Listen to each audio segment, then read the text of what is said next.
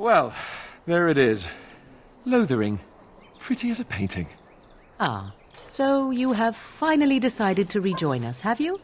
Falling on your blade in grief seemed like too much trouble, I take it. Is my being upset so hard to understand? Have you never lost someone important to you? Just what would you do if your mother died? Before or after I stopped laughing. Right, very creepy. Forget I asked. Anyway, I thought we should talk about where we intend to go first. I agree. Have you looked at them? There are 3 main groups that we have treaties for. The Dalish Elves, the Dwarves of Orzammar, and the Circle of Magi. I also still think that Arleman is our best bet for help. We might even want to go to him first.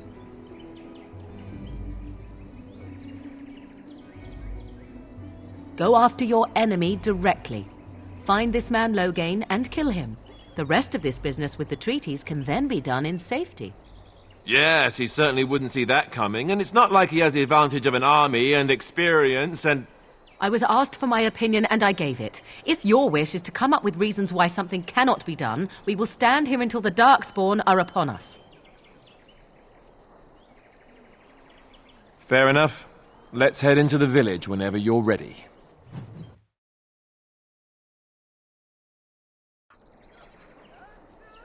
What do you wish of me? If you must. Why do you ask me such questions? I do not probe you for pointless information, do I? Beg pardon then while I jump for joy. What is it you asked if I grew up in the wilds? A curious question. Where else would you picture me? For many years it was simply Flemeth and I. The wilds and its creatures were more real to me than Flemeth's tales of the world of man.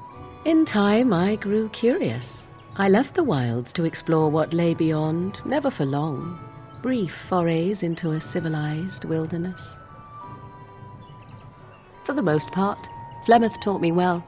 For all that I had been taught, however, the truth of the civilized lands proved to be overwhelming.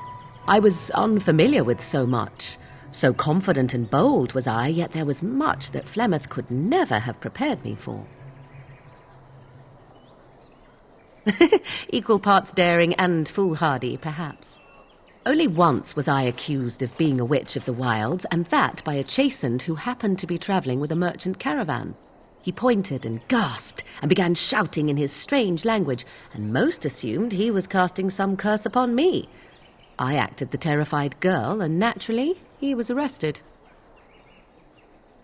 Men are always willing to believe 2 things about a woman. 1, that she is weak, and 2, that she finds him attractive.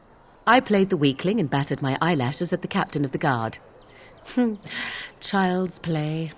The point being that I was able to move through human lands fairly easily. Whatever humans think a witch of the wild looks like, 'tis not I. Not that I did not have trouble. There are things about human society which have always puzzled me, such as the touching.